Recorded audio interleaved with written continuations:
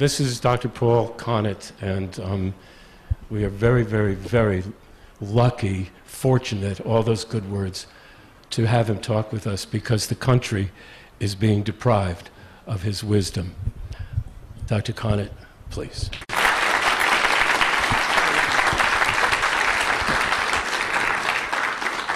Thank you, John and Kathy, for organizing this, and thank you, Tony and Lisa from the Awareness Party. I've agreed to be an advisor to this party. I think it's very important that we get some ethics back into politics and into science, of course. It's rather dangerous for me to talk in this, with this venue, sponsored here by Uncensored, because the other side is on the ropes as far as the science is concerned. They cannot demonstrate that fluoridation is effective, and they cannot demonstrate that fluoridation is safe. So they're looking for a diversion. They're looking for a distraction, a diversionary tactic. And one of the tactics that they've used very successfully in the past is to paint opponents of fluoridation as Looney Tunes, conspiracy theorists. So by being here today, they will certainly use this as against me. Okay. But my attitude to this afternoon is that the people here, by and large, I suspect, are people that will look at the evidence, look at the scientific evidence, look at the evidence, and take that, let that evidence take them wherever it may, whether it's about 9/11, whether you believe that a passport managed to jump out of the hostage's pocket, escape a fireball that melted a building, and managed to land in the rubble of the 9/11. I mean, we need to pursue questions like that. Obviously, the American media can't pursue questions like that because they're frightened of where it takes them.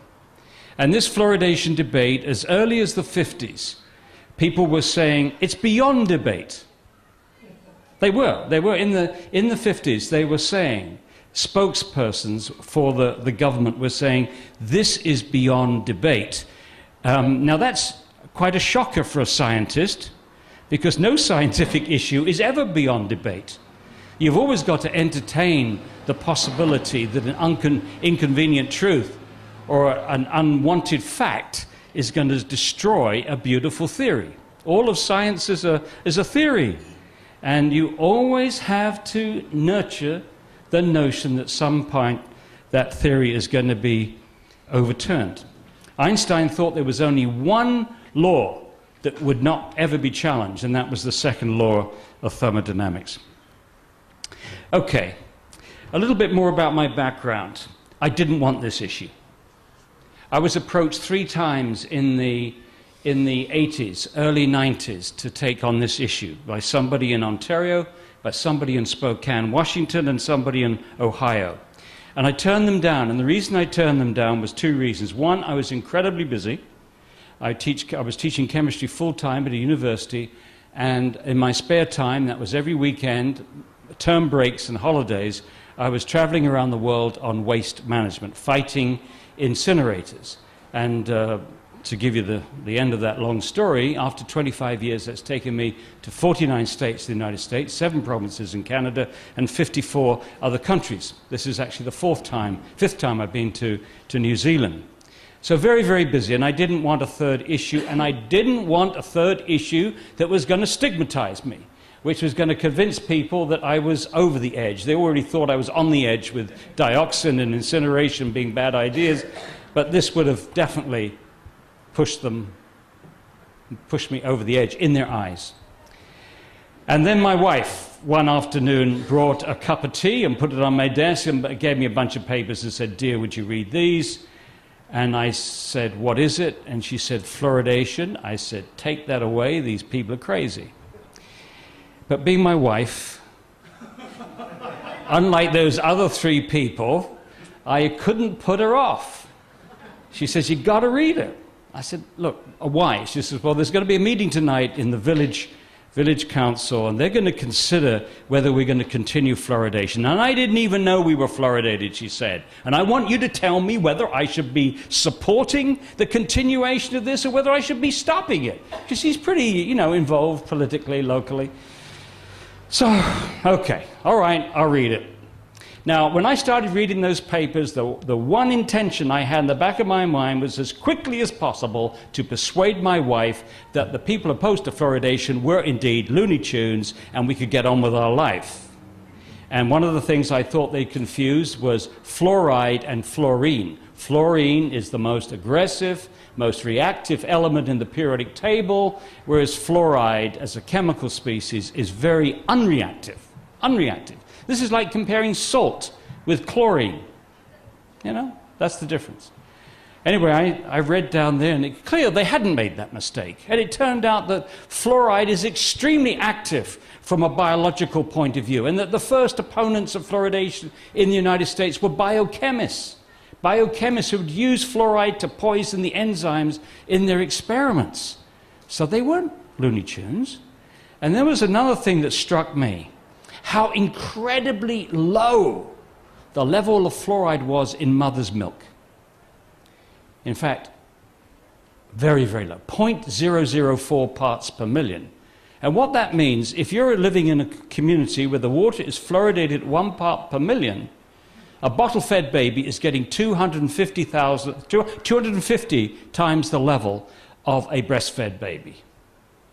25,000% higher than a breastfed baby. Now think for a moment what baby's milk is. It's what Mother Nature has developed over millions of years of evolution to be the best meal for a mammal and for a human. And you, as a specialist in biochemistry, that's my main chemical background is biochemistry, you're incredibly impressed with nature's chemistry.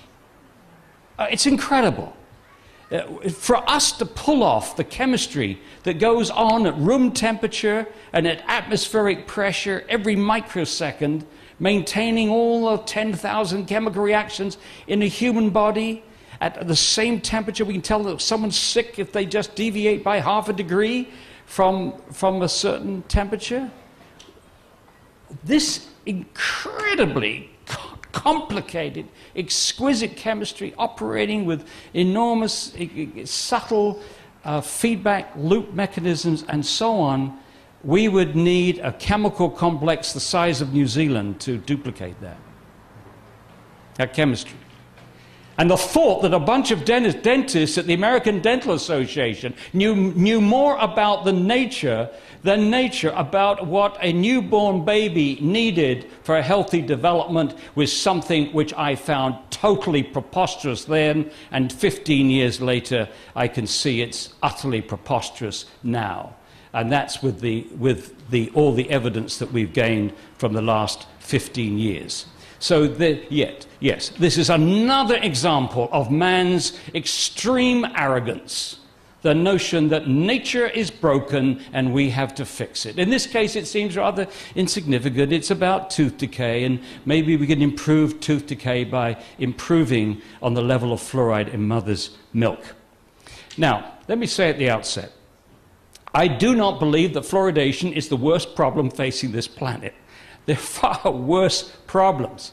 But the good news is, this is the easiest one to fix. All you need is a strong wrist.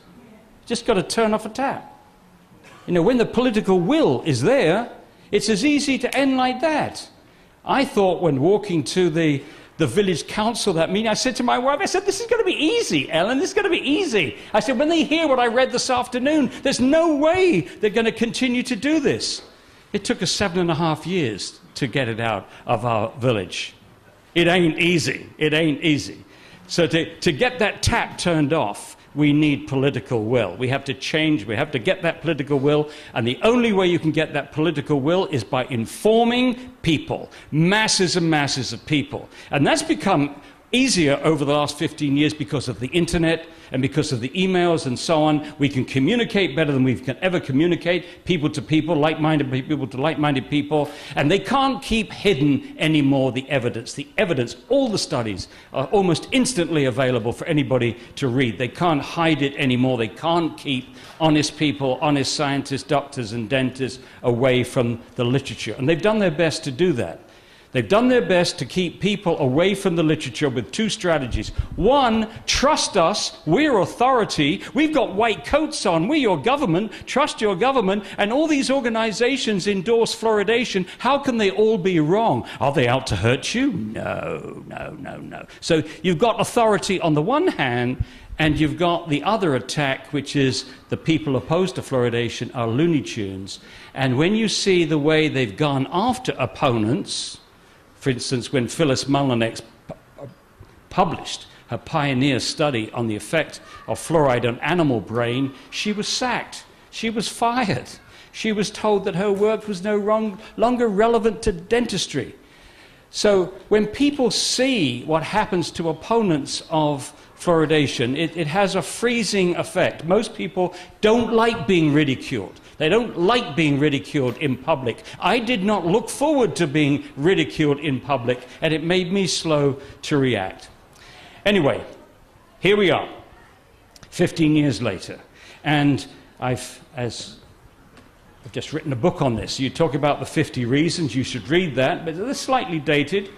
But this book is not. This was published in October. There's 80 pages of references here. 80 pages. And I said to my wife when I published this last October, I said, Ellen, it feels I've been constipated for 14 years and they've just let me have a crap.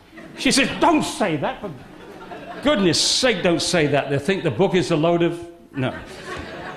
Anyway, I've said it. That's the way. I know, for me, this is 15 years of my life, and I'm so pleased I was still alive. I was so pleased I'm still alive to see that published, and if I was to go tomorrow, at least this part of my life is on track. Okay, let's go. But as I said to Lisa this morning with the awareness party, I said, whenever you're talking about toxicity of substances, there are lots of toxic threats that we know about. Don't forget sustainability, the two issues. There are a lot of things that we can do which are safe, but they're bloody stupid because they're not sustainable. And I'm thinking particularly of incineration. There are all these engineers in Germany and Switzerland, Sweden, and other places who are trying to devise the perfect incinerator. And when they've done that, they will have won the Booby Prize. They will have successfully managed to destroy resources that we should be sharing with the future. So my other issue is the issue of zero waste for sustainability, and I hope, Lisa, that I can share some ideas on zero waste with you as well. That's the other part of my life. Now to fluoride. It'll be on the website. Okay, so this afternoon, as will this PowerPoint be. This PowerPoint will be on Lisa's website. So this afternoon, fluoridation is a poor medical practice. It's unethical. The evidence of any benefit is very weak. This was the big surprise for me because I assumed that the issue was going to revolve around safety, and I was expecting the evidence that it actually worked to reduce tooth decay would be strong. But incredibly, it's not strong at all. It's extremely weak. Next, there's no adequate margin of safety to protect the brain from harm and other known health effects. And let's stress that at the beginning. There's no argument whatsoever that fluoride causes harm. It's damaged millions of people's lives in India, China, parts of Africa and Mexico, where there are high natural levels of fluoride in the water. People's lives have been ruined. It damages their bones, it damages their brains, their endocrine system, and so on. That's not an argument. That's not the argument. The argument is there a sufficient gap between the doses which have caused harm in India, China, parts of Africa, and Mexico, and the doses that we're likely to get in a fluoridated community, and is that gap sufficient to protect everyone? Not just the average person, but everyone, including the very young, the very old, the people with poor kidney function, and so on and so on.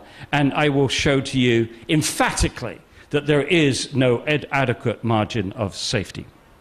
Next, why does the New Zealand Ministry of Health continue to push fluoridation? The $64,000 question. And lastly, the next steps. And the next steps, of course, is where you come in. I mean, this is useless. If you go away this afternoon and say, I heard this good talk by this guy from America, so I'm going to pull somebody, and he was very convincing. that fluoridation is a bad idea, but you can't remember any of the arguments. It's useless. So hopefully, if this is any good at all, it will be to arm you, to give you the ammunition so that you can win these arguments. You can win these arguments with your friends, you can win these arguments in public meetings, and so on. And of course, as I said, this PowerPoint will be available to you, as will with the book. So it's a poor medical practice. In the 1930s, there was a short experiment where they added iodine to the drinking water to fight goiter and other aspects of poor thyroid function. Didn't work, because some people were getting too much iodine and they got overactive thyroid glands, so they stopped that. Then they added fluoride to the water starting in 1945, and since then they haven't used the public water supply to deliver any other medicine. None.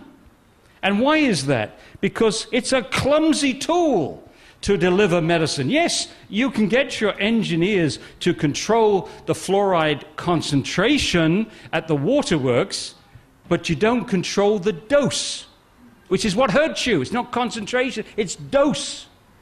The dose depends upon how many liters of water that you drink. It's concentration times volume. It's milligrams per liter times number of liters.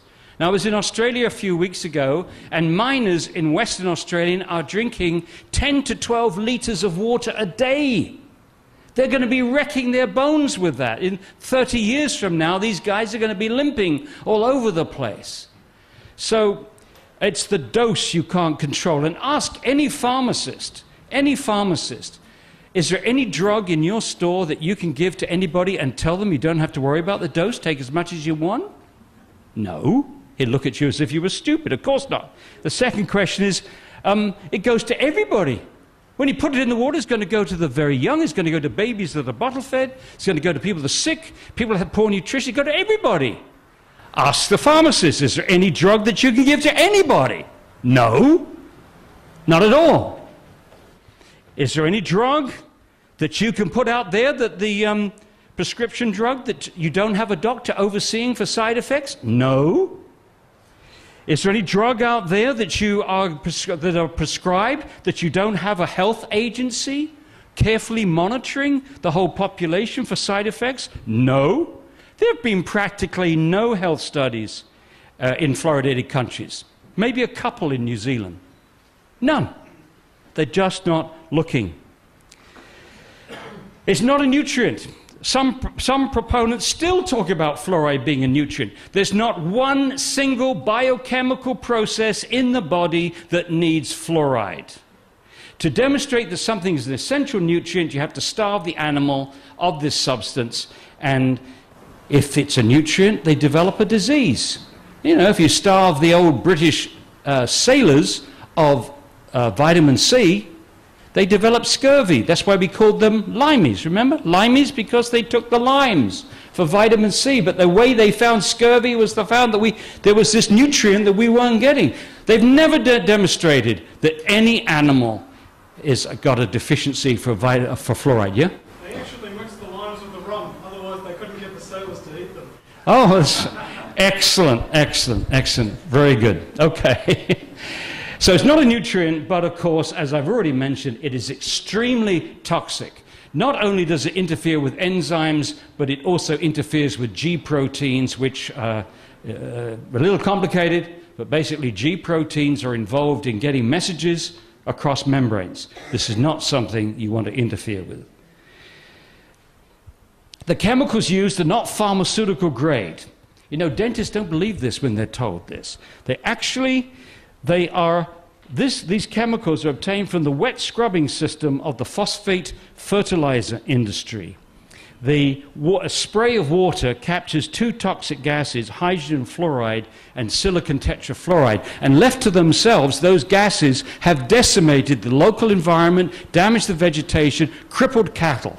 And after about 100 years, you know, we're slow learners, they decided they had to capture those gases, and a spray of water did the trick. The spray of water converts that stuff into hexafluorosilicic acid. Now here we get to something which is, there are many places where Monty Python could have written the script, And I'm happy to tell you, if you think I'm a bit crazy, then blame it on John Cleese, because I was at college with John Cleese and played soccer with him, and that will sometimes show during this talk.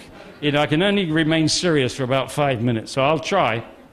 Anyway, this hazardous waste, this classification is it's hazardous waste, can't be dumped into the sea by international law. It can't be dumped locally because it's too concentrated. Get this. But if someone buys it from them, it's a product. And once it's a product, then it's no longer has the cradle-to-grave tracking regulations for hazardous waste. And the people that are buying this stuff from the phosphate fertilizer industry are the public waterworks, public utilities. Now, we had a funny situation in Johnstown, New York, where they stopped fluoridating, and they had a couple of barrels of this stuff left over. And they sent this memo around, which is hilarious. It said, "We have to find another community to use this stuff up within 2 months, otherwise it reverts to the hazardous waste classification, and it's going to cost us an arm and a leg to get rid of." Incredible. So here are these substances. The main chemicals used are silicon fluorides, the hexafluorosilicic acid, that's the stuff that is captured in the scrubber, and you can convert that with sodium hydroxide into the sodium salt. If you use hexafluorosilicic acid, you can use that as a liquid, as a solution. If you want to use a solid, then you can use the sodium silica fluoride. Neither of these chemicals, either in their pure form or the contaminated solutions, have been put through any rigorous toxicological testing. All the testing has been done on sodium fluoride, not on these things.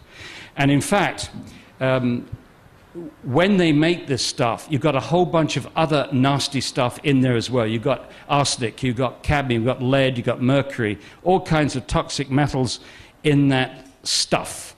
And here's a classic case of the answer to pollution is dilution. Even though you've got all those nasty things in there, they think that if they dilute that 180,000 to 1 with the water, everything's okay.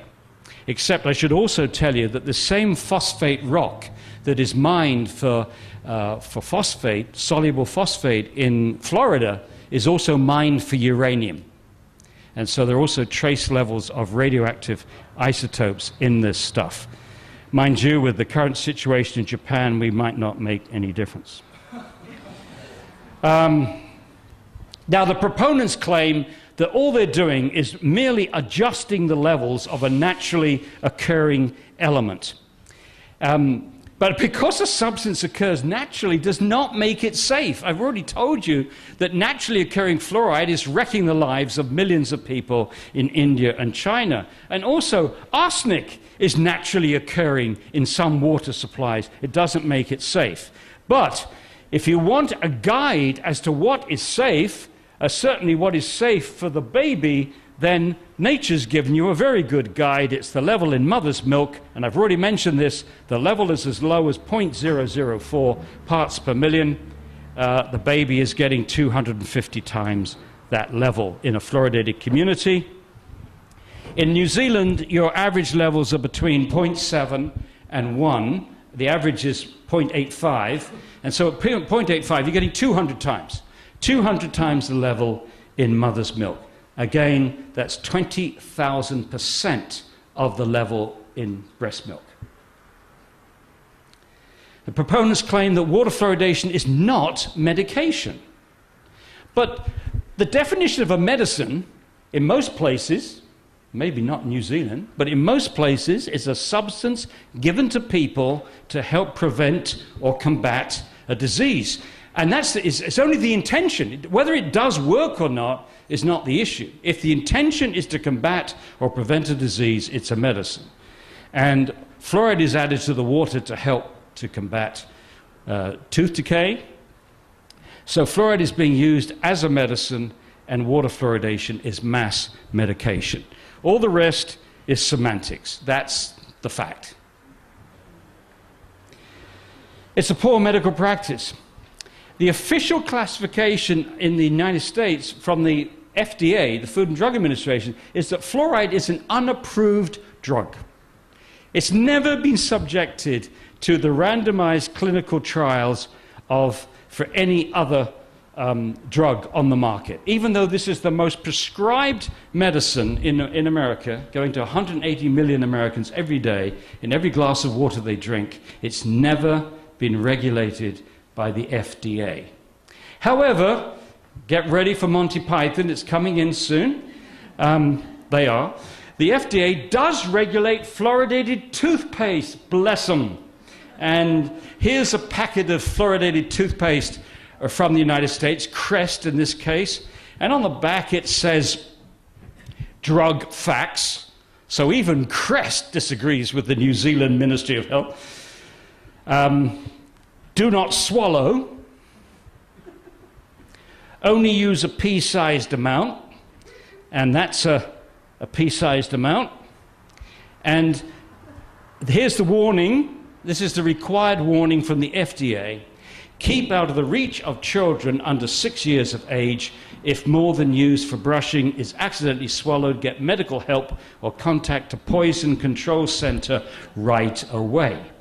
Well, I'm sure you're all wondering what a pea-sized amount of fluoride, how much pea-sized amount of toothpaste at 1,000 parts per million, how much fluoride is that? Answer, it's 1/4 milligram, which is the equivalent of 250, 1/4 liter of water at 1 part per million.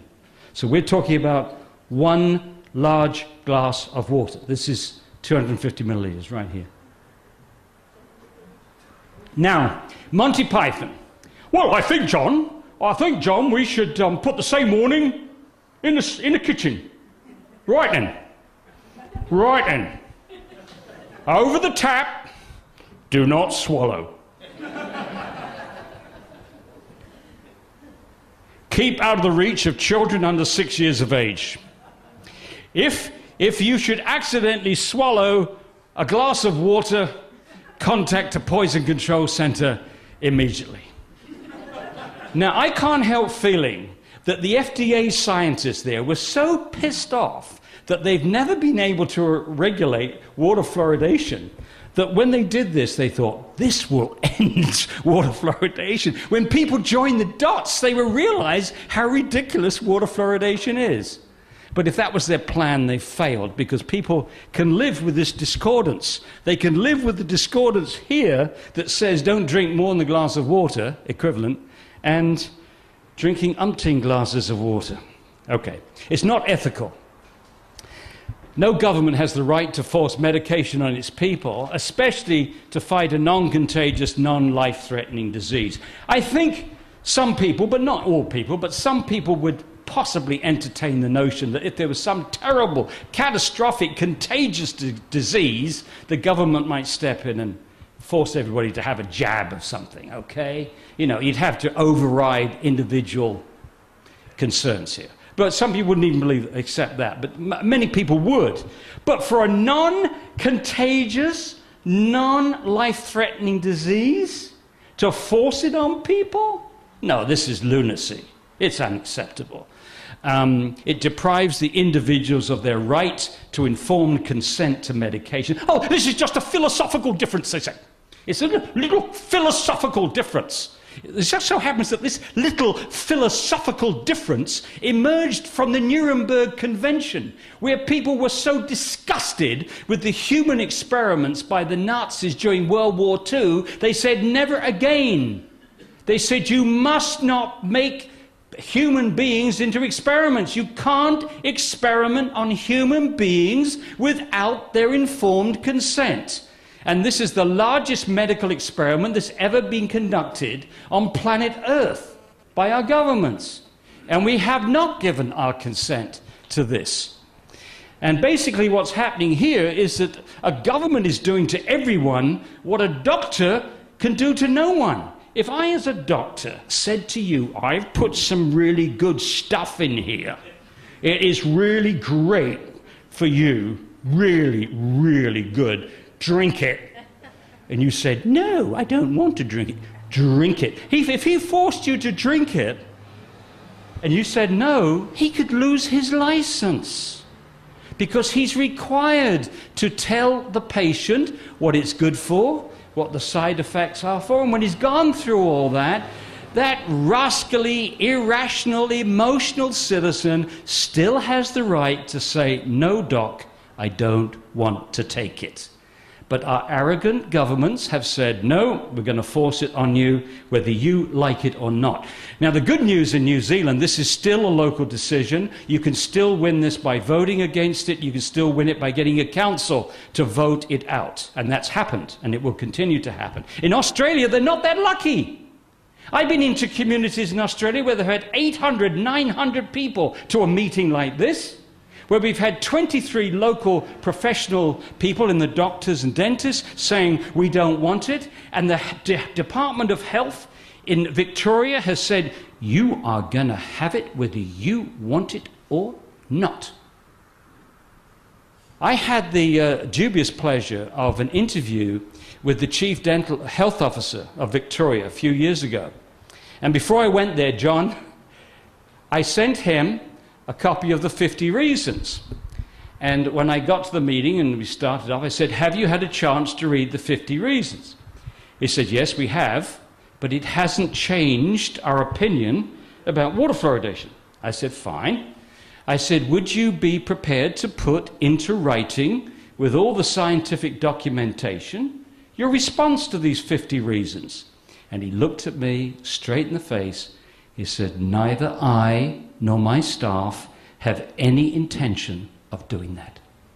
And meanwhile, they're paying a fortune to a public relations outfit to prepare a brochure, very flashy brochure, answers to frequently asked questions about fluoridation. So clearly, they can answer their own questions, but they can't answer my questions or other questions from opponents.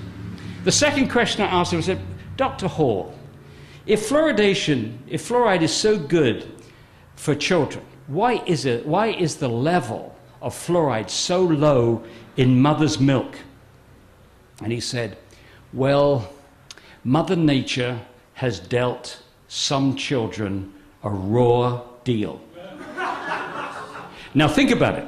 Who are those children that nature has dealt a raw deal? These are the unfortunate children who are born in unfluoridated communities. How unreasonable of nature to do that. Incredible, incredible. Okay, the evidence is very weak that it works. Only 8 countries in the world have more than 50% of their population drinking fluoridated water.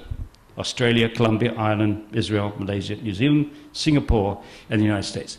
You see, most of them are English-speaking. Most of them are heavily influenced by America, or were heavily influenced by America or England, or both. Japan doesn't fluoridate its water. China doesn't fluoridate its water. India, China, Japan, and most of Europe. 98% of Europe doesn't fluoridate its water. The vast majority of countries do not fluoridate. The vast majority of the world's population does not drink fluoridated water. In fact, nearly half of the people drinking fluoridated water live in North America. Now you understand a lot. Some of these European countries started but stopped. The Netherlands started and stopped. Switzerland started and stopped. 4 of these countries fluoridate their salt. But the vast majority neither fluoridate their water nor fluoridate their salt. Now, these government entities in Australia, when they're confronted with these arguments, it's amazing. They just say the first thing that comes off the top of their head. So when you bring up the fact that most of Europe is not fluoridated, they say, oh, well, that's because Europe doesn't have centralized water delivery systems. I go, what? What? Germany doesn't, France, Scandinavia, Netherlands, they don't have centralized water delivery systems? This is crap. But it's straight off the top of their heads. Oh, well, it's because Europe has high natural levels. Maybe 1 or 2 places, but certainly not all over Europe. And of course, they all fluoridate their salt. No, they don't. Only 4 fluoridate their salt. So it does disturb me that these civil servants are so ready to spin. You know, you accept the politicians are going to spin the moment they open their mouths. But you shouldn't expect that from civil servants, right? I thought that civil servants were meant to give the decision makers objective information. That's what they're paid for. Yes. Okay. Most countries don't fluoridate their water, but according to World Health Organization data, their children's teeth are just as good as those that do. This is World Health Organization data. We've plotted it, but it's their data for 12-year-olds, tooth decay, from the 1960s to the present. And you see that tooth decay is coming down as fast in all these countries as the fluoridated countries. So there's 4 fluoridated countries here. The yellow, orange, and brown, and the other countries are the non-fluoridated ones. And if you look down here, you see the tooth decay in all these countries for 12-year-olds, it's a wash. You can't tell the difference whether that kid's grown up in a fluoridated community or a non-fluoridated community. Okay? That's the big stuff. Okay. Comparing US communities. This is the largest survey ever done in the United States. It cost the taxpayers about $4 million. They looked at the teeth of 39,000 children in 84 communities. And this is what they found. For children who'd always lived their lives in a non-fluoridated community, it's about 8,000 kids, they had 3.4 decayed, missing, and filled surfaces. Now, in a child's mouth, when all the teeth have come out, there's 128 surfaces. There's 5 surfaces on a chewing tooth and 4 surfaces on a cutting tooth. They treat them like little cubes, okay? So 3.4 decayed, missing, and filled surfaces is less than 1 tooth, right? Now over here, this is the average for 5 to 17-year-olds. Over here, it's 2.8 decayed, missing, and filled surfaces for children who'd lived all their lives in a fluoridated community, another 8,000 kids. Well, you can do a little bit of arithmetic, and you see there's a saving here of 0.6 of 1 tooth surface. Now, excuse me, Monty Python, are you listening to this? Monty, we are forcing this practice on about 400 million people worldwide. We're forcing it. We're depriving of them of their informed right to consent in order to force upon them a saving of, at best, 0.6 of a tooth surface. And that's before we get into whatever risks is involved. I'd like to have a gigantic statue of a tooth built outside the Ministry of Health or the American Dental Association in Chicago, and on it, 0.6 of one surface would be in platinum or something, or gold. And we'd all go down and worship the saving of 0.6 of a tooth surface, for which we've lost our fundamental human right to informed consent to medication, plus whatever risks we're taking. Anyway, you think that's meager? It's even less in other countries. In Australia, the savings in 2 states, this was Western Australia 0.12 and Queensland 0.3, the difference, lifelong difference in tooth decay of the permanent surfaces. And this other study done in South Australia in 2004, no statistical difference in the permanent teeth, in tooth decay in the permanent teeth, between kids who drank fluoridated water all their lives or kids who drank tank water. The important thing to note about all these studies that I'm citing, and I'll try to remember if one does not fit in, but none of these studies are coming from anti-fluoridation scientists. These are all studies from pro-fluoridation dentists, okay? This is their stuff. So they can't quibble with it because it's their information. Armfield and Spencers are adamantly promoters of fluoridation from Adelaide University, Colgate-sponsored. What about New Zealand? Well, you have a wonderful example in Auckland. Robert Mann is here. He's a colleague, was a colleague of John Cahoon at Auckland University. And Bill Wilson over here was also a close friend and colleague of John Cahoon. One of my heroes. I met him in 1997 when I was here on waste, fighting incineration in Mary Mary. And I interviewed him on videotape, and I was really humbled by this interview. I felt, my God, if I'm ever in his situation, I hope I have the same guts as he's had of actually going in public and saying, I was wrong. You know, if somebody eventually shows that this is a bunch of, you know what, I hope I will go to the public and say, I'm sorry, I goofed, got it wrong. Would I have the courage to do that, or would I just keep quiet? I don't know. But anyway, John Cahoon, as the chief dental officer of Auckland, and then as a councillor, was an avid promoter of fluoridation.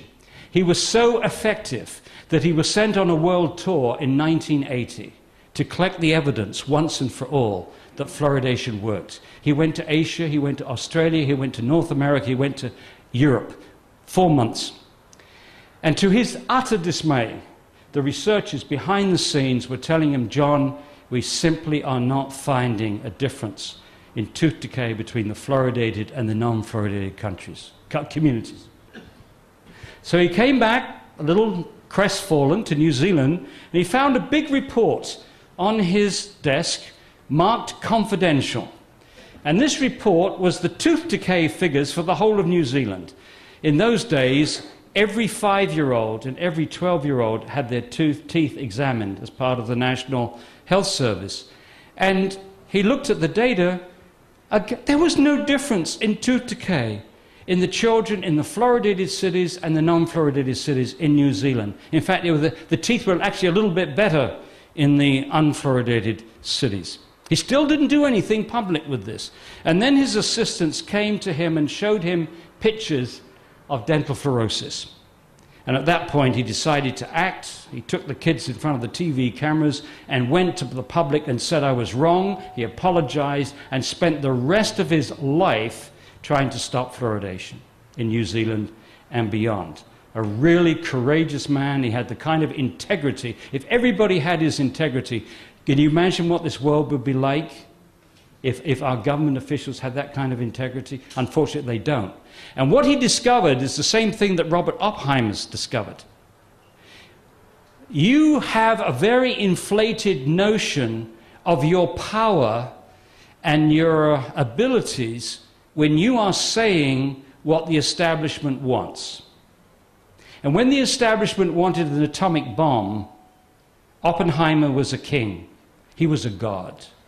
But when he tried to, after the bombs were exploded and he saw the damage he'd done, and he tried to reverse, he tried to stop them developing the hygiene bomb and so on, he was just tossed over like a rolled up plastic bag. He was no longer of any relevance to the establishment. He was saying the wrong things, and he had no power, no power.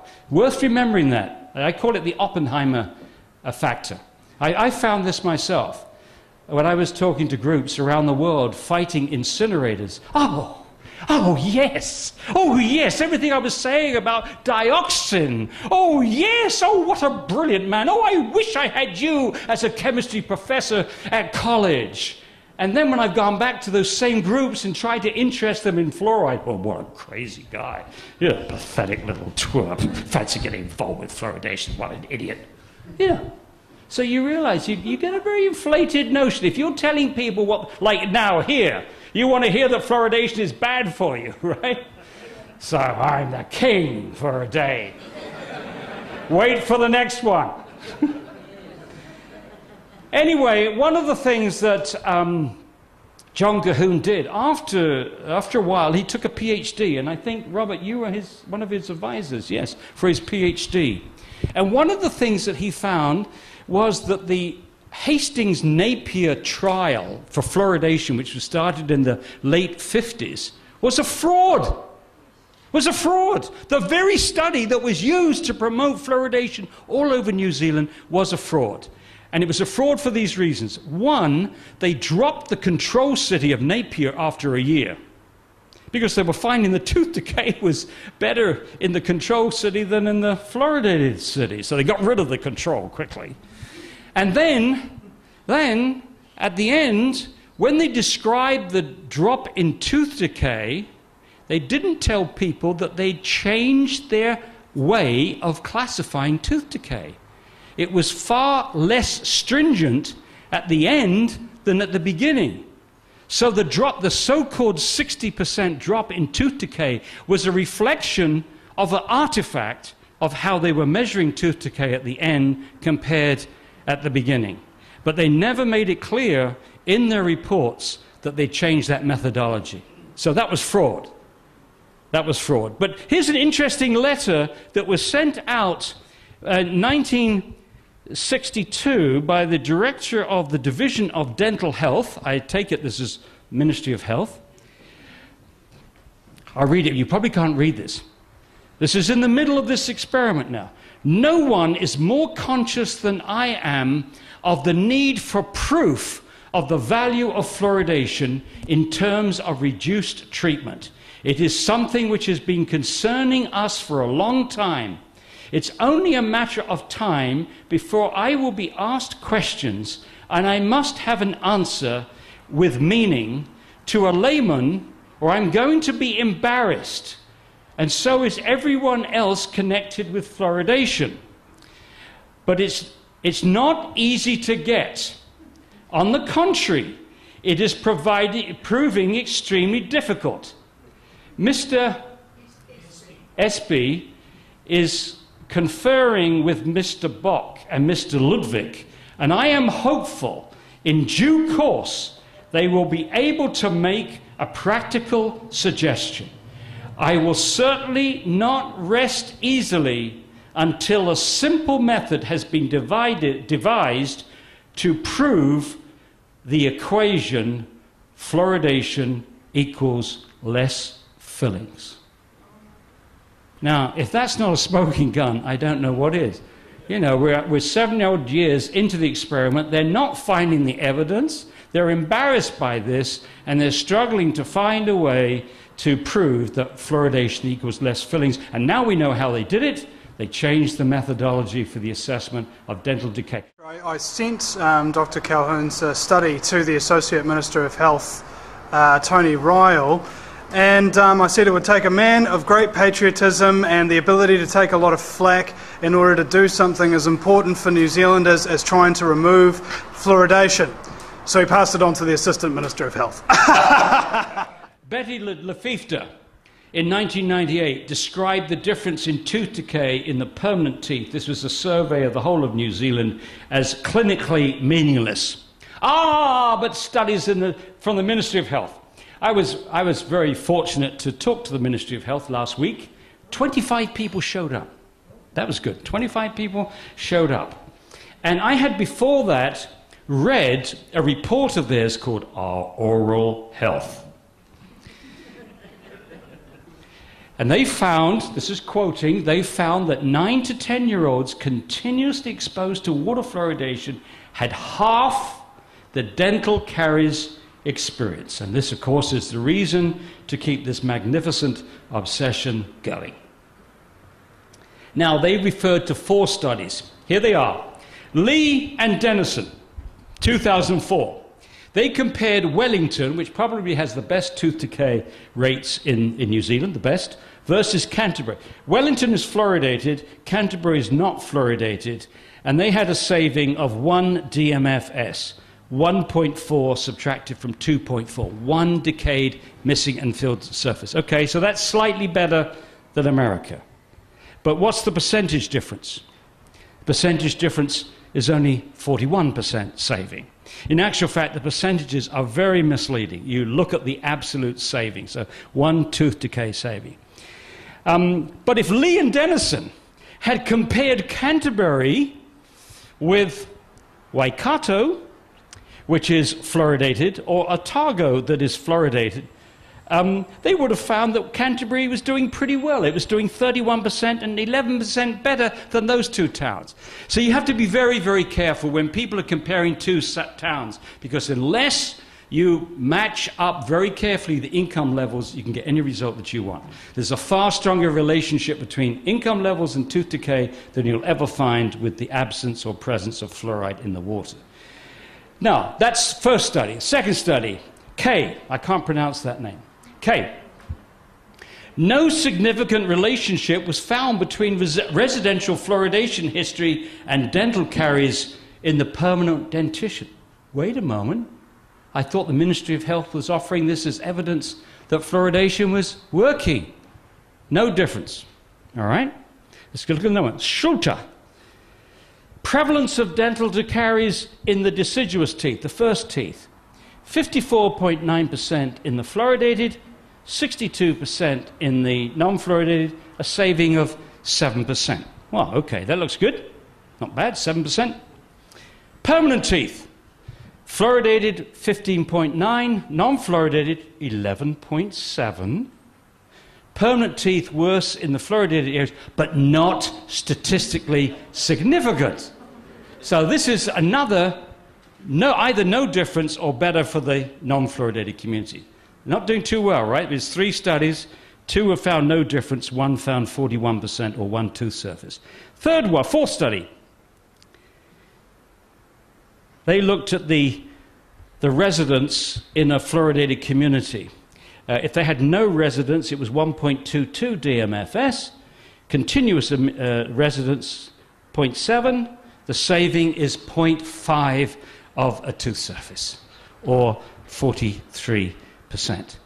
So based upon those 4 studies, what have we got here? As far as saving permanent teeth, 0, 0, 0.53 and 1 permanent tooth surface out of about 1,000 permanent tooth surfaces in a child's mouth. And this is translated into half that children who lived in fluoridated communities up to 9 and 10 had a 50% reduction in tooth decay. Now, are these people that incompetent or that devious? Because I don't think the average person really knows what they're being told here. When they hear something like half the tooth decay, they're thinking of half a mouth of less tooth decay. They're not thinking of half a tooth surface. No. This is deception. Let's carry on. Now, to add insult to injury, there's some evidence that fluoride delays the eruption of the permanent teeth. And a 1-year delay would eliminate all the benefits that we've seen up to now. Let me give an example. Oh, I should say this. According to the York Review, that they're very interested in citing, no study up to 2000 controlled for the number of erupted teeth per child. So no study actually controlled for the possibility that fluoride delayed the eruption of teeth. Now I hope you can understand this. If there's fewer teeth in the mouth at the same age, say you're looking at 8-year-olds, if there's fewer teeth, then there's going to be less tooth decay because there's less surfaces to decay. So that difference then is an artifact. So you've got to look at that. But none of the studies up to 2000 and none of the studies I've cited yet from America, Australia or New Zealand have actually allowed for this delayed eruption of the teeth. Now if you do, this is going back to the American study, the big one, the $4 million study, the 0.6. If you allow for a 1-year delay, there is no difference in tooth decay between the fluoridated and non-fluoridated communities. Just a 1-year delay. Now, there's a little bit of evidence here. It's not complete. Apparently, according to this paper published in 2009, the dental age of children in Australia was found to be lower than the children in the UK by 0.82 of a year. In other words, you've got the chronological age of the children, and if you look at the number of teeth that are where the teeth are at, the stages of development, the Australian children are 0.82 years behind the UK children. Now, they didn't offer an explanation of this, but one possibility is the fact that Australia is over 60% fluoridated and England is only 10% fluoridated. It's suggestive, it's not conclusive, it's suggestive. But here is something much more direct. Komarek, in a European study, did control. He did control for delayed eruption of the teeth, and he found no difference in tooth decay between fluoridated and non-fluoridated communities. And another recent and important study, this is another American-funded study, they measured tooth decay as a function of how much fluoride the children were swallowing, not whether the kids lived in a fluoridated or non-fluoridated community where you're up against the vagaries of how much water they're drinking, whether they're drinking bottled water or whatnot. They actually estimated for each child how much fluoride they were ingesting per day. And they found no relation between tooth decay and the amount of fluoride ingested. So how do you explain this? We've either got very weak or we have non-existent evidence that fluoridation is doing anything for permanent teeth, the teeth that we have all our lives. Well, the answer came in 1999 when the Center for Disease Control, which is the big promoter of fluoridation in the United States, announced that the major benefits of fluoride are topical. Works on the outside of the teeth, not systemic. Oh my God. That was the point when fluoridation should have stopped right then. Because if fluoridation works on the outside of the tooth, fluoridated toothpaste is right there, it's available. 96% of the sales of toothpaste in New Zealand, I believe, is fluoridated. So people are out there, they're getting this topical treatment. You treat it out, put it on the teeth and spit it out. This solves both the health problem and the ethical problem. Because with fluoridated toothpaste, you're not forcing it on people that don't want it. And secondly, you're not exposing every tissue in the body to a known toxic substance if you spit it out. Even better, if you just use toothpaste but without fluoride in it, it's better. But that's another story. We can talk about xylitol and other things later. But basically what they're saying is we got the mechanism wrong for 50 years. For 50 years, pediatricians were giving fluoride tablets to pregnant women and drops to children and tablets to kids in non-fluoridated communities. The idea was that the fluoride would build up in the enamel of the teeth before they erupted, and then when they came into the mouth, they would be more resistant to acid attack. That was the theory. And then they said, whoops, no, sorry. Not enough fluoride accumulates in the enamel during development to protect the teeth when they erupt. This is Arvid Carlsson, great person. He led the fight against fluoridation in Sweden in the 1970s and got the Nobel Prize for Medicine in 2000. He's a neuropharmacologist. He says, in pharmacology, if the effect is local, i.e. topical, it's awkward to use it in any other way than as a local treatment. I mean, this is obvious. You have the teeth there. They're available for you. Why drink the stuff? Well, of course, he's only a Nobel Prize winner.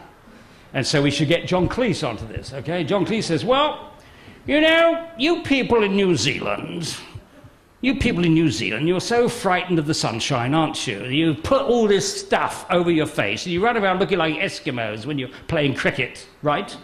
We don't have to do that. You can just take that stuff and squirt it in your mouth. That suntan lotion. You squirt it in your mouth. You take it down, drink it up.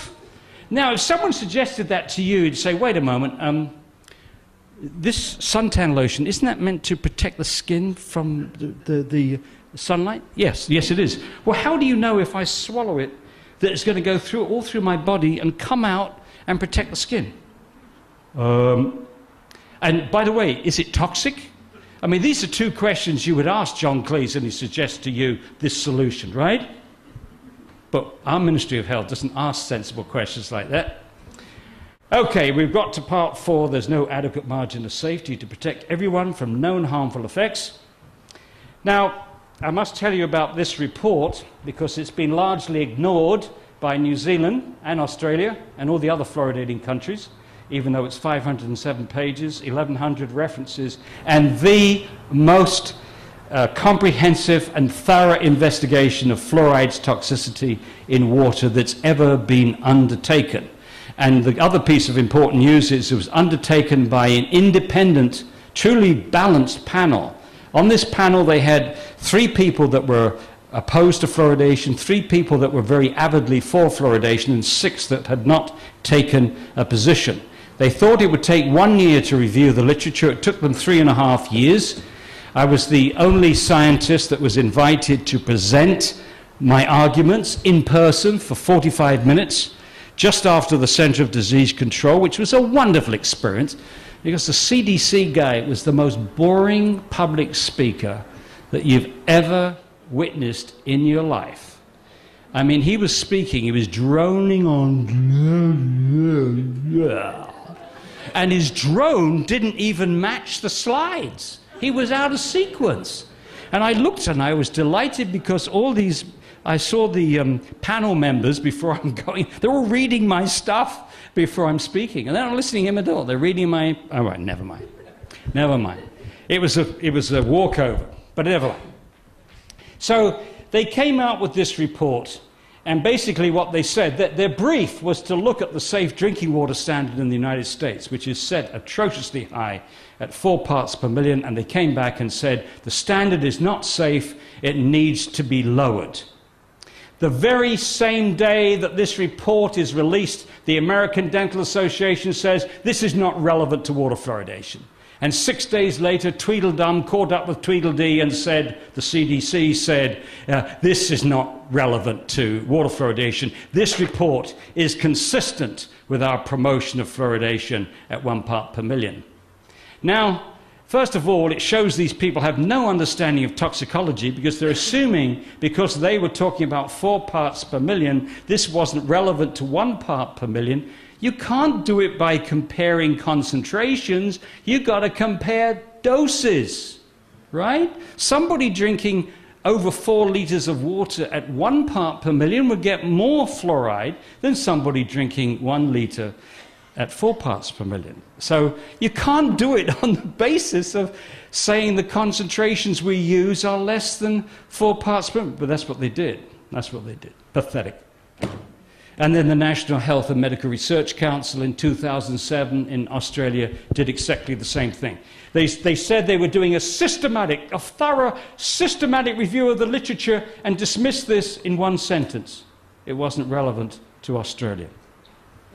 You're getting a whiff, a rather nasty stench of the politics that influences with this thing. Anyway, that report went through all the harmful effects of fluoride. And can I stress again, fluoride, not necessarily fluoridation, right?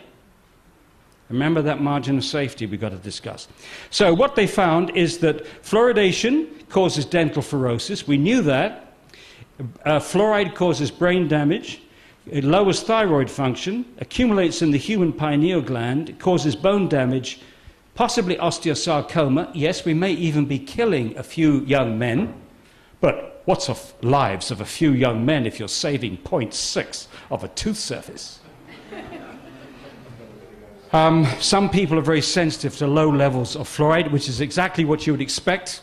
Exactly what you would expect. If you were to subject a whole population to a toxic substance, you expect a normal distribution of response. You expect a few people at one tail to be amazingly resistant to that toxic substance. You'd expect most people to have an average response, and you'd expect a few people at this tail to be very sensitive to fluoride. So when you hear about 1% being sensitive to fluoride, that's exactly what you would expect. Especially when they report the same symptoms that other people get at much higher doses. Okay. Dental fluorosis. The early promoters of fluoridation thought they could limit dental fluorosis, I'll show you pictures in a moment, to 10% of the population in its very mild form. This is what it looks like. This is very mild. These are white, opaque patches up to 25% of the tooth surface. And that's at one range, and the other range is little opaque patches on the cusp of the teeth, usually on the corner of the teeth. You look around to your friends in Auckland and see how many people got these little white opaque patches on the edges there. That's very mild dental fluorosis. Now, mild dental fluorosis is up to 50% of the tooth surface. And moderate, notice the word, moderate, affects 100% of the tooth surface with indentations and almost immediate discoloring. All of them can get discolored with time, but the moderate comes in and it's pretty discolored from the beginning. And in November of last year, the Center of Disease Control dropped a bombshell on the United States when they told us that 41% of American children between 12 and 15 have dental fluorosis, and it's gone up by 9% since '87. So 28.5% have very mild, 8.6% have mild, and 3.6% either have moderate or severe. And they also pointed out that there was more dental fluorosis in black children, Afro-American and Hispanic children, than white children in the same communities. And it looks as if that, for whatever reasons, people with a dark skin are more sensitive to fluorides, certainly for dental fluorosis and maybe for toxicity in general. And here are some of the reasons for this. One is if you have dark skin, you produce less vitamin D, I'm told. Also, Afro-Americans are more likely to be lactose intolerant, so they're not getting calcium, which to a certain extent offsets fluoride's toxicity.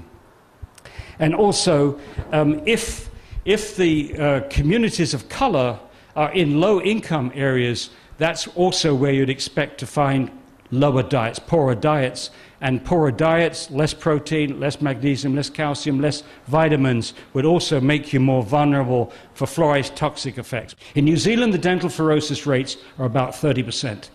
Now, the key question to ask is when the fluoride is damaging the growing tooth cells by some biochemical mechanism, what's it doing to the other tissues in the body? And I'm concerned about the baby's brain being exposed to 250 times more than mother's milk.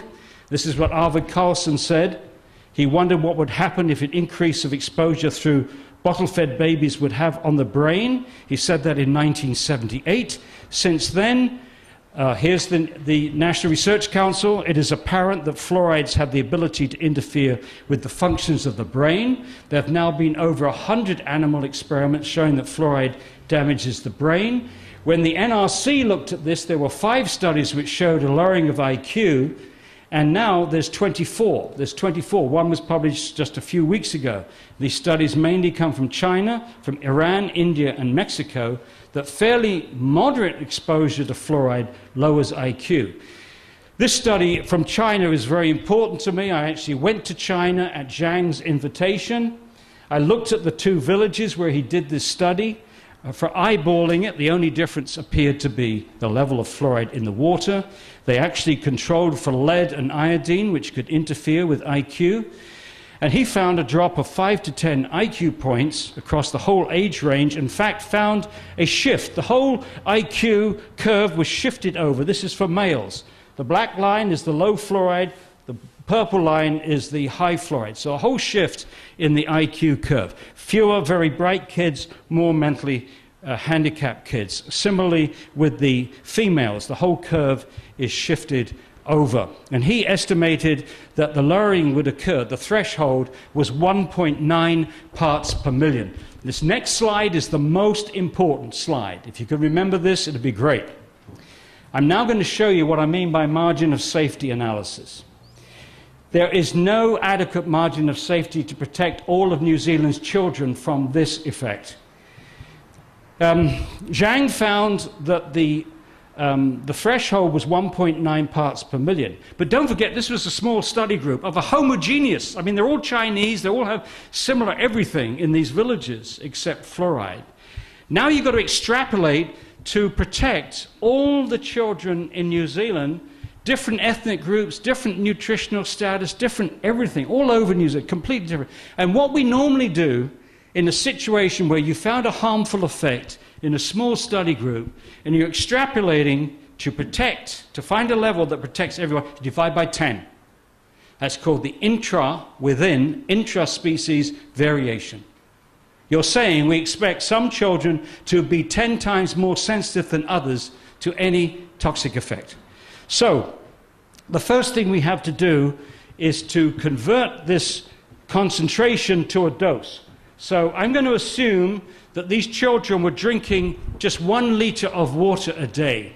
And I've done a sensitivity analysis on this, and it really doesn't make a huge difference whether you assume they were drinking half a liter or 2 liters a day. So keep the arithmetic simple. 1 liter. So those kids were getting 1.9 milligrams per day of fluoride and lowered their IQ. That would mean, to protect the intelligence of all the children in a large population, they could only drink 0.9 milligrams per day. 0.19 milligrams per day. That's 1.9 milligrams divided by 10. So to protect all kids, not the average kid, but all kids, It's less than a glass of water. Less than a glass of water. And that's why fluoridation should be ended tomorrow. You may be lowering the IQ of your population, not by a huge amount, but even a little amount may not be of great significance for one individual, but it's that shift in the whole population which is the issue. You know, when we had lead in gasoline in the United States, we think we shifted the IQ down for all our kids by 5 IQ points. The average went from 100 to 95, not a big deal. But if you did that in the whole population, you would halve the number of geniuses in your society and double the number of mentally handicapped. That's why it's serious when you see a whole shift like this. Anyway, the first thing that they would do is to try to destroy Zhang's methodology. That's typical. They don't reproduce the study, they just challenge the methodology. They're going to have a hard job this time because Zhang resubmitted that study with some modifications, updates to the environmental health perspectives. This is one of the leading environmental health journals in the United States. It's published by the National Institute of Environmental Health Studies, which is part of our Department of Health, and they accepted it. And they peer-reviewed it and accepted it for publication. We distributed a published online copy, and then to our dismay, it was withdrawn. Zhang had to withdraw this because some of the material had been published before. Now, some journals will let you do that. They'll say, okay, yeah, you had some of this before, but you've updated it, it's okay. And he had updated it, but he had to withdraw it. But the thing to note here is it wasn't withdrawn because the methodology was weak. The methodology was peer-reviewed and published, was prepared to publish by America's leading environmental health journal. So they can't destroy the methodology. And meanwhile, about a week after that was withdrawn, another study came out from China which looked at even lower levels, between 0.3 and 3 parts per million. Conclusions: overall, our study suggests that low levels of fluoride exposure in drinking water had negative effects on children's intelligence, and they found a relationship between the fluoride levels in the urine, which is closer to individual exposure.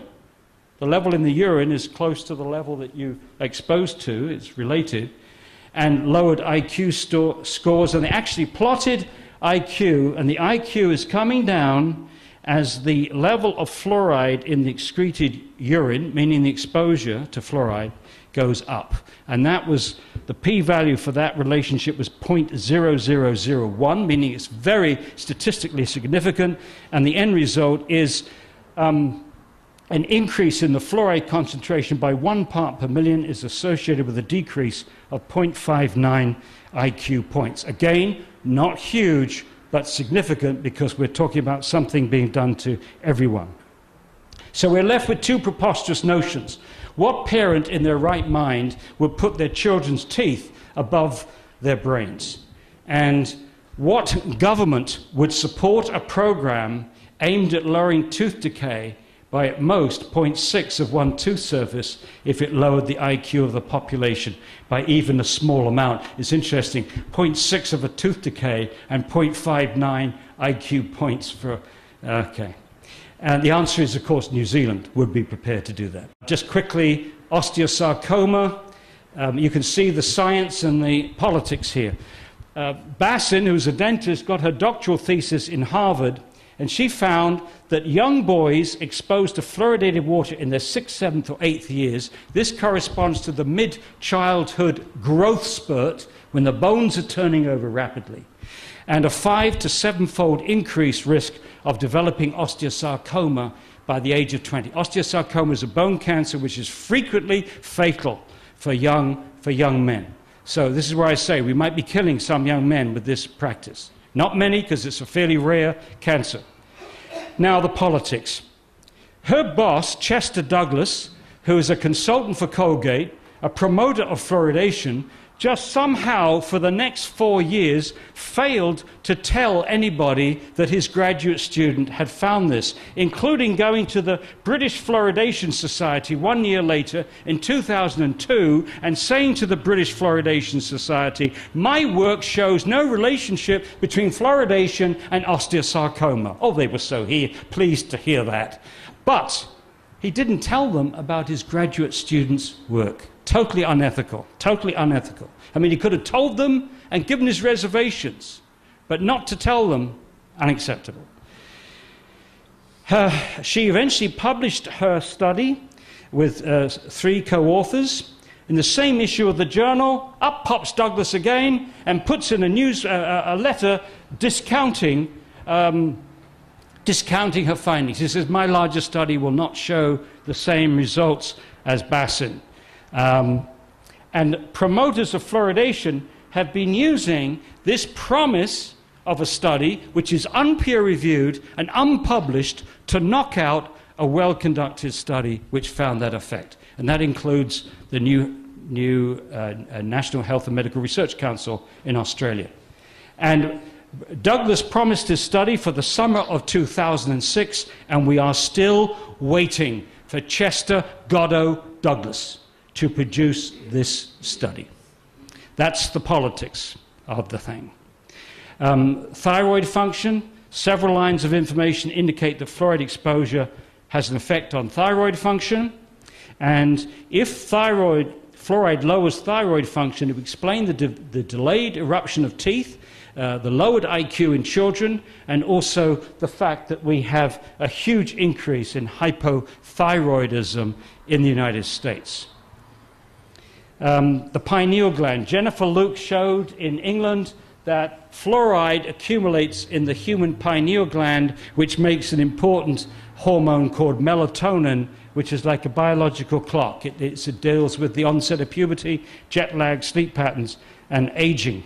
And in animal studies, she found that animals exposed to fluoride lowered their melatonin production and shortened the time to puberty.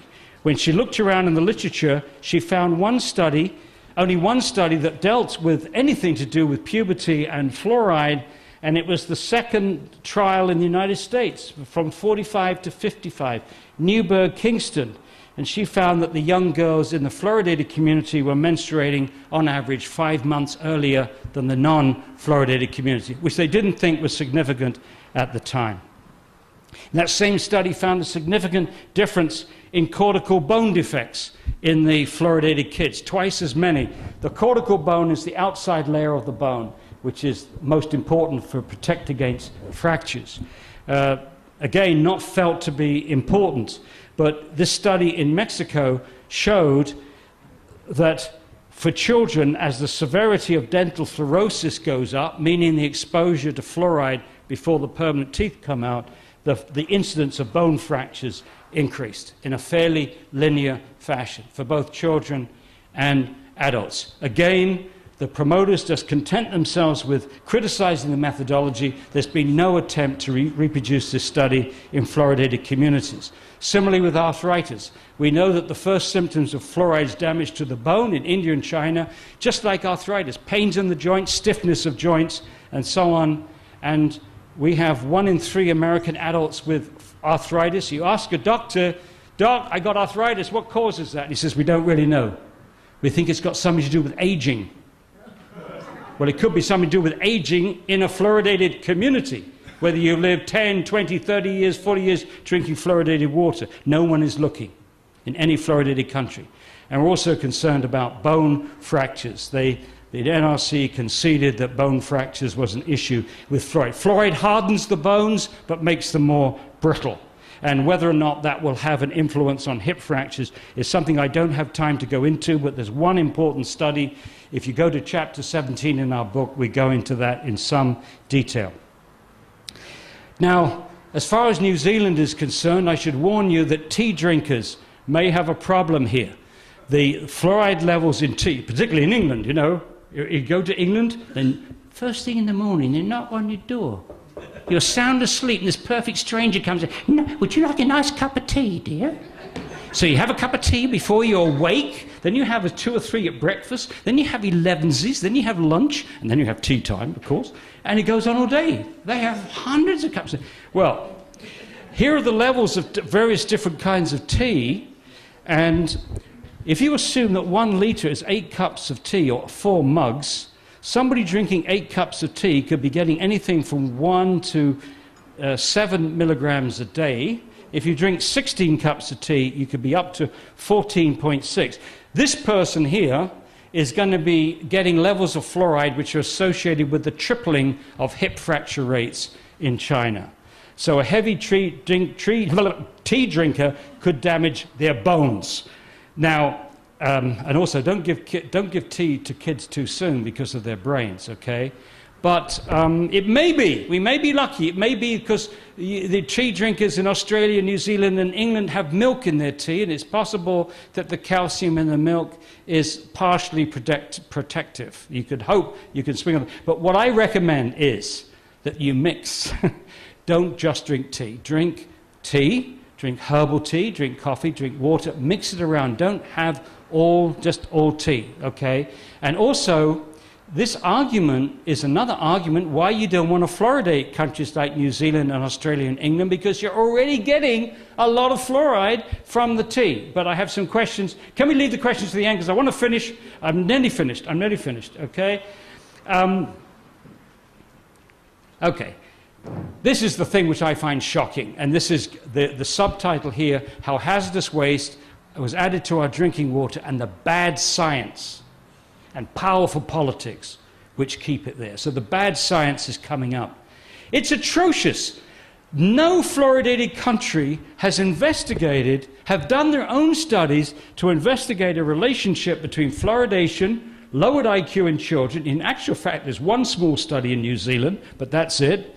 Behavioral changes in children, arthritic symptoms in adults, hypothyroidism, increased bone fractures in children, melatonin levels in children, early onset of puberty, Alzheimer's disease, and haven't tried to put on a scientific level these reports of people being sensitive to fluoride.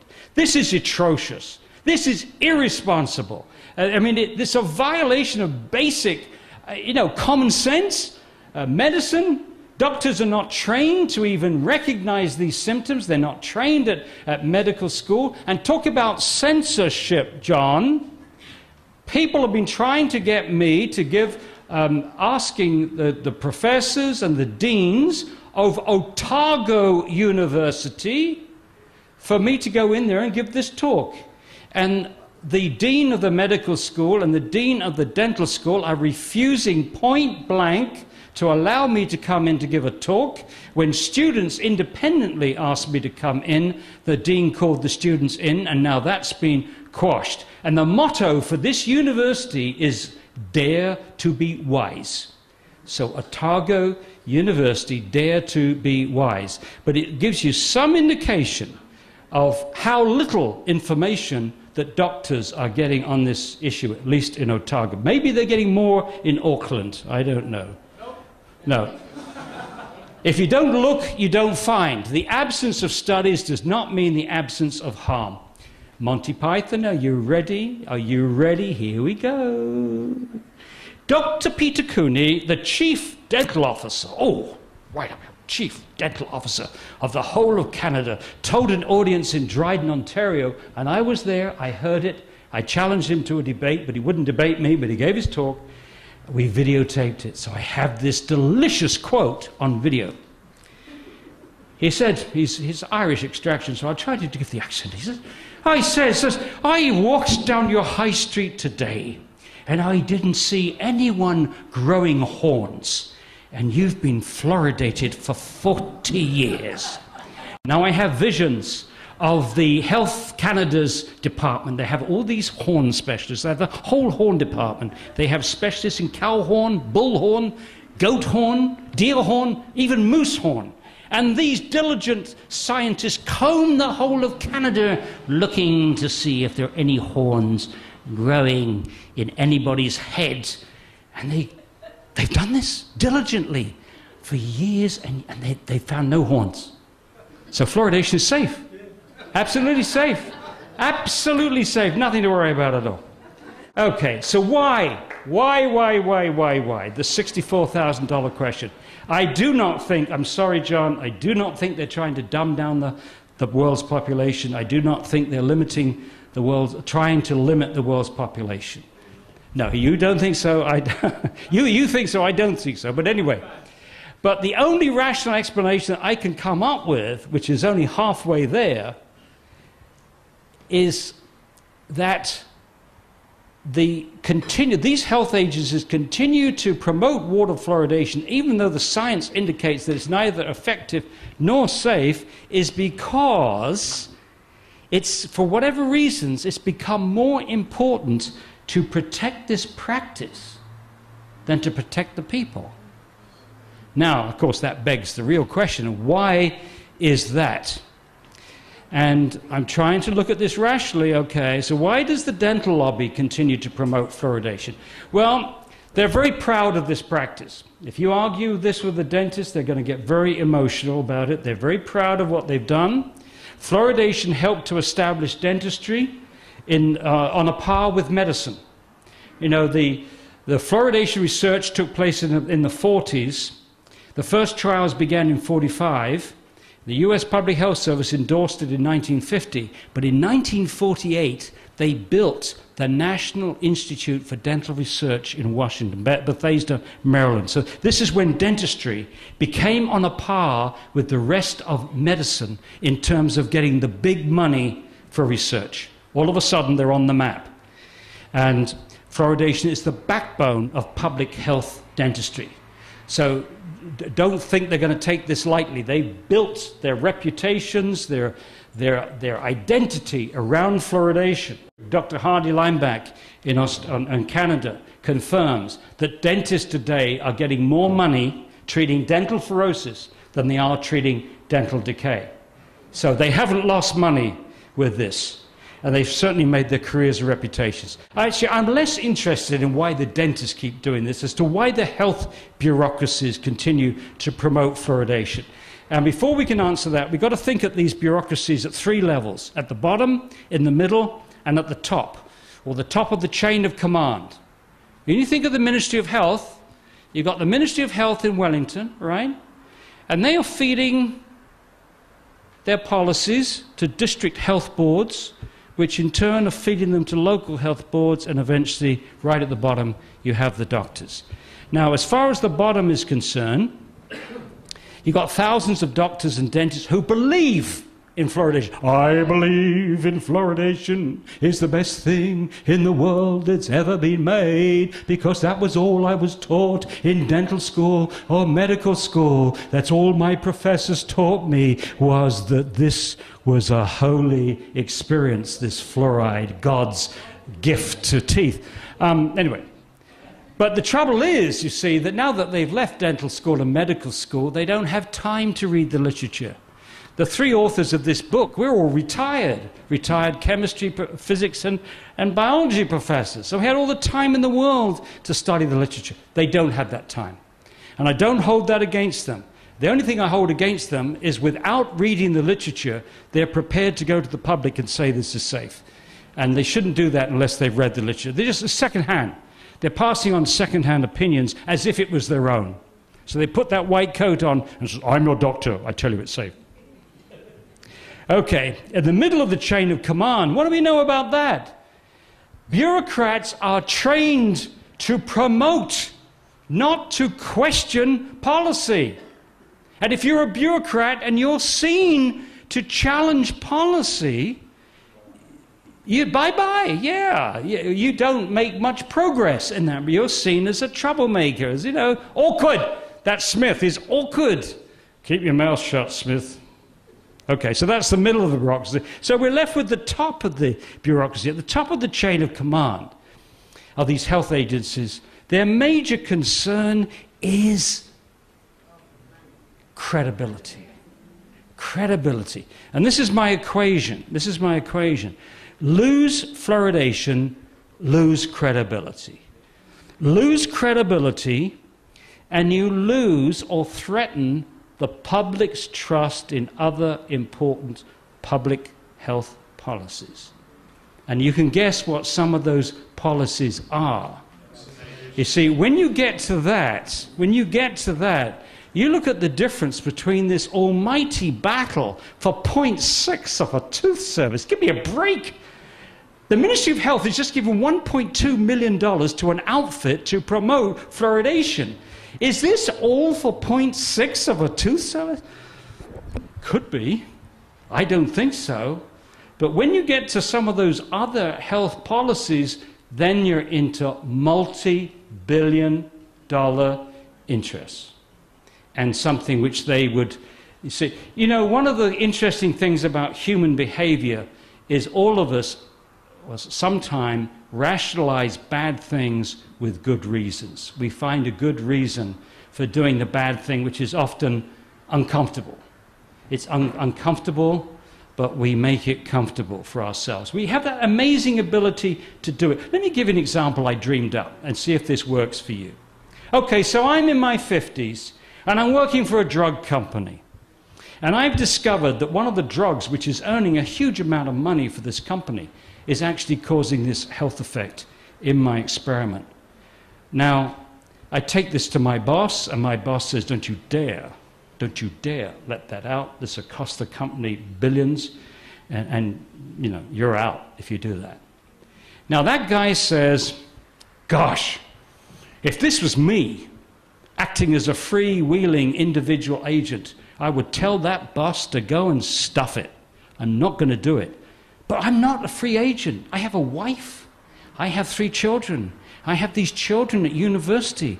Their futures all depend upon my keeping this job at twice the amount of money I could earn elsewhere at 50.